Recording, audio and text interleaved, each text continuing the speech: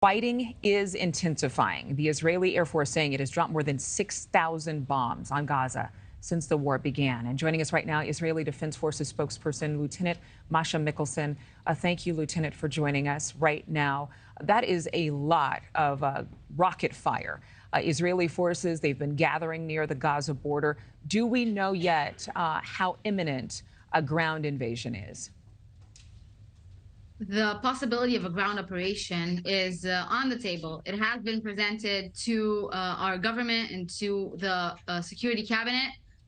I want to thank you for having me, and I want to tell you that we have intelligence right now telling us that Hamas are setting up road blockages near the city of Gaza to prevent their own people from evacuating, from getting away from the Hamas infrastructure over there, to keep cynically using them as human shields and get in the way of a smooth evacuation.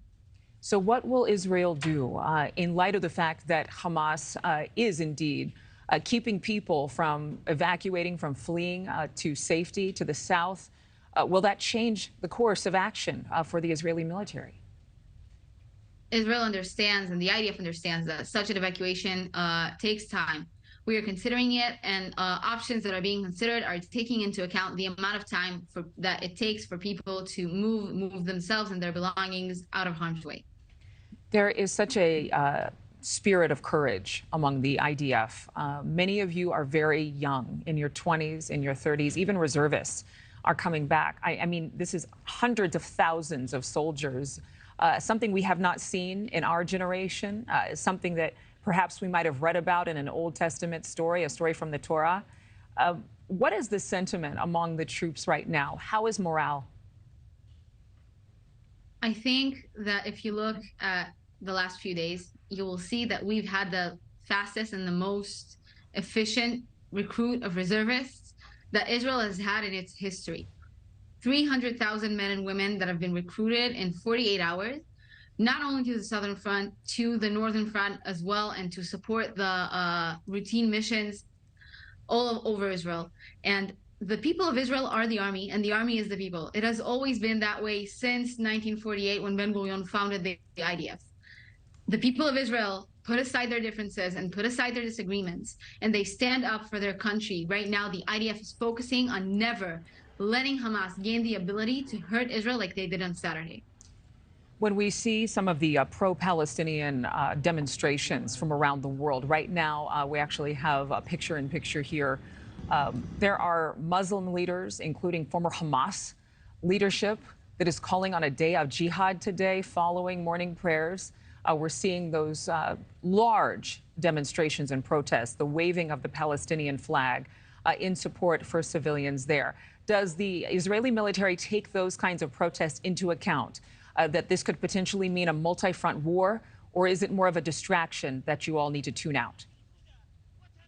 We hear those voices, we hear those calls, and the IDF is vigilant and prepared on all fronts to face any threat that comes our way. Any final words, anything you would like the American people to hear as a message from the Israeli military and the Israeli people?